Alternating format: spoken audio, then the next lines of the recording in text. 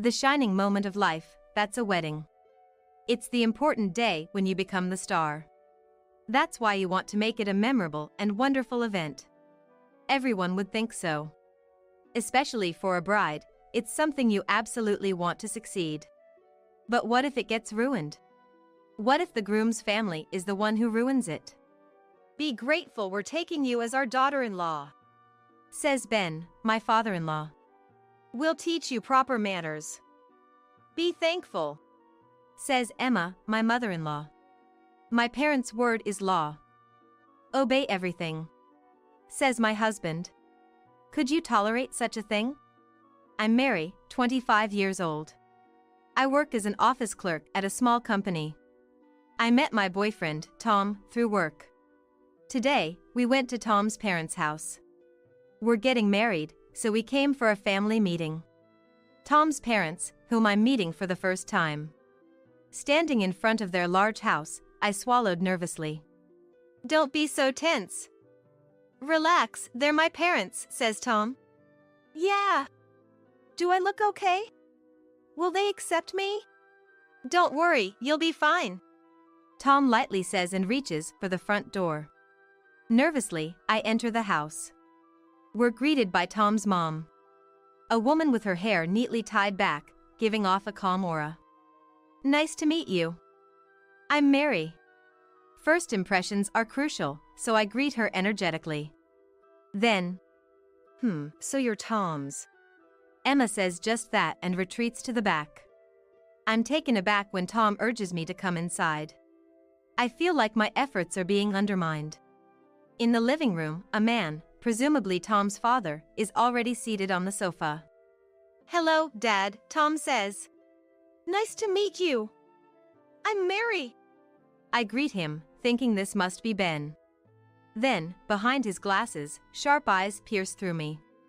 So, you're Tom's girlfriend. Quite plain, but sit down anyway.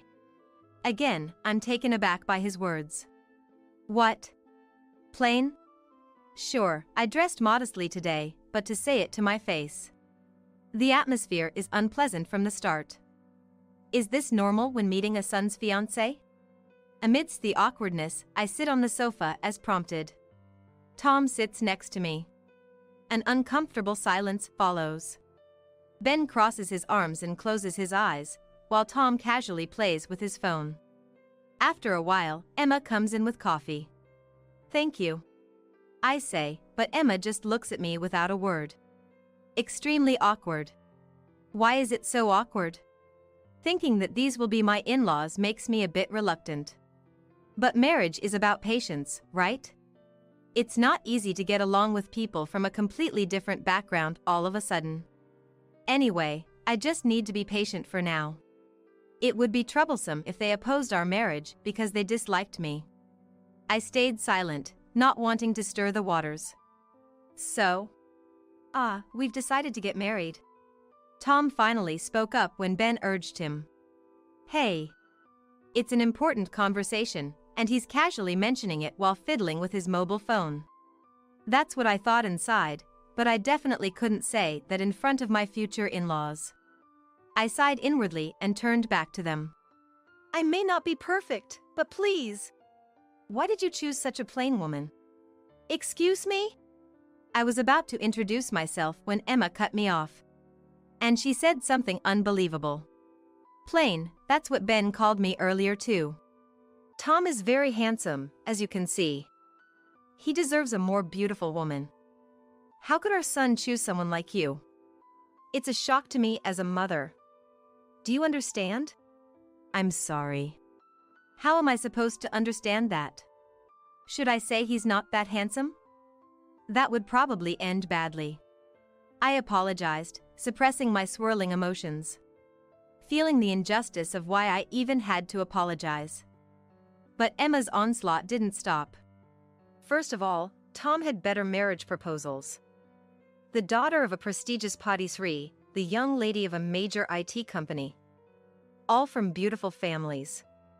And you've ruined all those opportunities. How will you take responsibility? Responsibility? If there really were such amazing proposals, I'm sorry. But why do I have to apologize for that? Tom, on his part, was no help. Why isn't he supporting me? Feeling my glaring gaze, Tom hastily looked up from his mobile phone. Mom, that's enough. I chose Mary because I want her. Don't nitpick. But you. Emma, that's enough. You're making Mary uncomfortable. Still, Ben. Even when her son and husband told her, Emma still seemed to have something to say. Ben stopped her and then looked at me.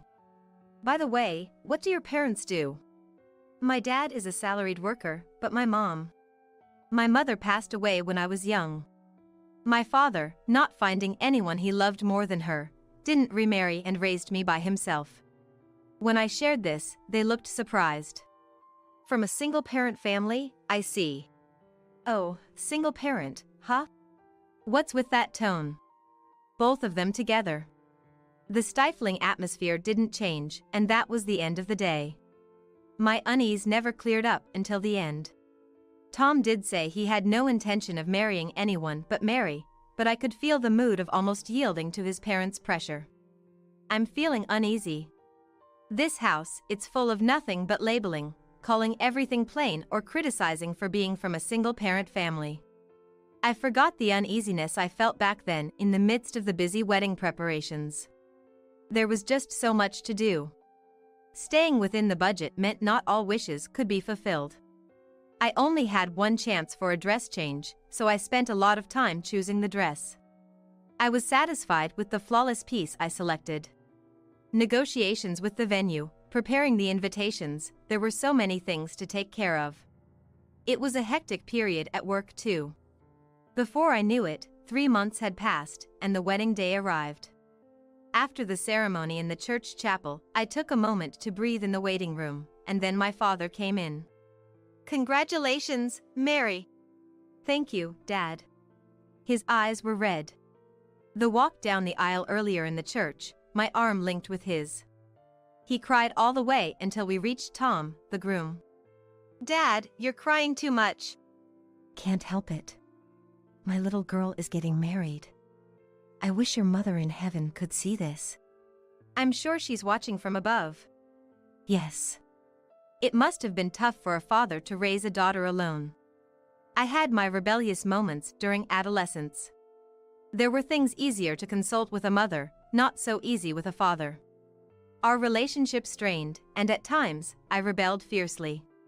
But now, as an adult, I understand. My father was always there, watching over me. Clumsy, but he truly loved me and took great care of me. Dad, thank you for everything. I'm going to be happy. He cried again. Oops. The moment I smiled, he was overcome with emotion and burst into tears. Then the reception started. The bride and groom's parents sat beside them. Next to me was naturally my father alone. He managed to stop crying, but his nose was still runny. I watched the ceremony proceed with a wry smile, thinking, can't be helped. But one thing was bothering me. My in-laws. Across from Tom, my in-laws were eating and drinking voraciously.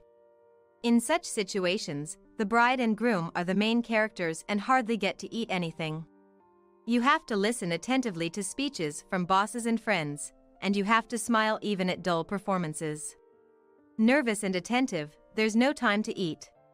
Even my father only occasionally sipped water and hardly ate.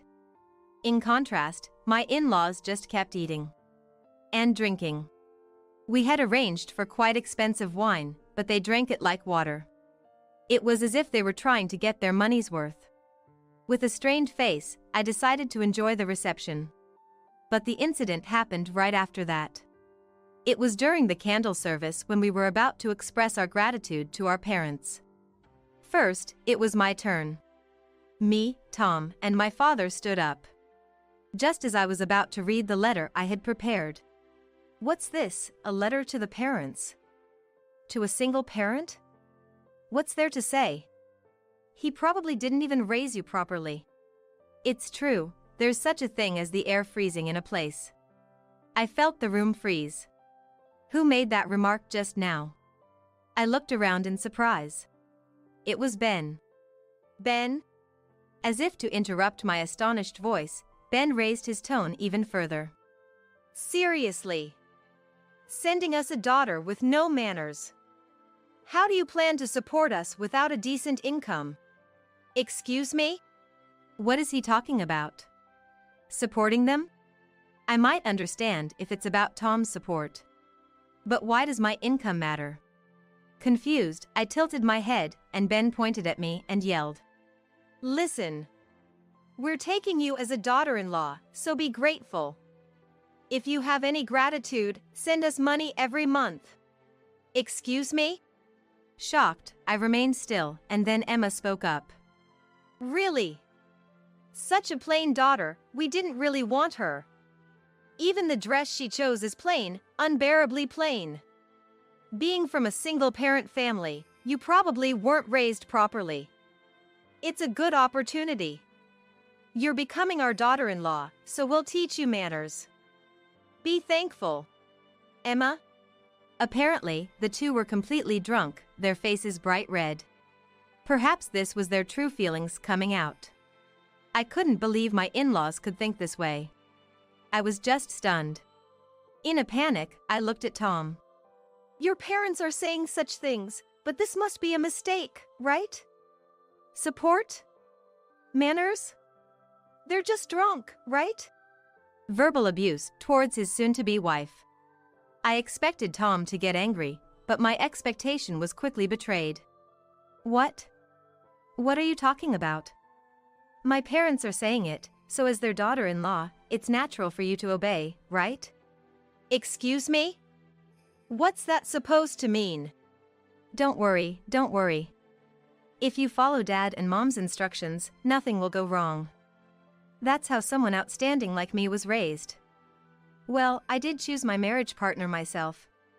Mary, you'll be fine. If you listen to my parents, everything will work out. Tom wasn't drunk. He hadn't drunk a drop. Yet, these words. What are you talking about? Support? Manners?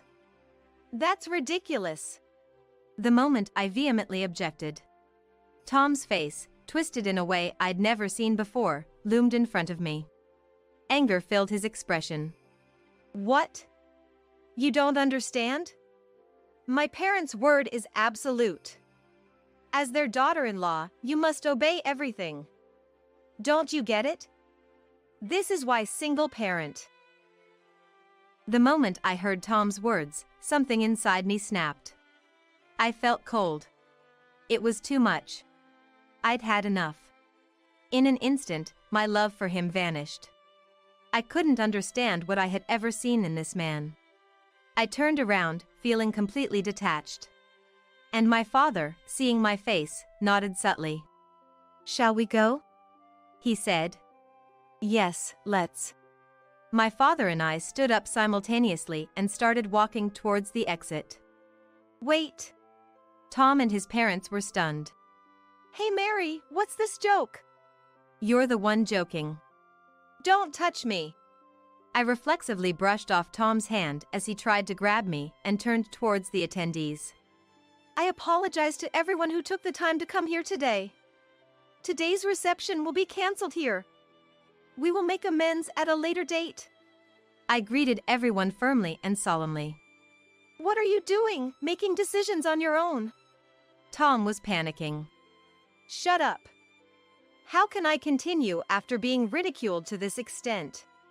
I had never directed my anger at Tom before. But this time, it had exceeded my limits of patience. Mary, what are you doing? You're bringing shame upon us. I won't forgive this.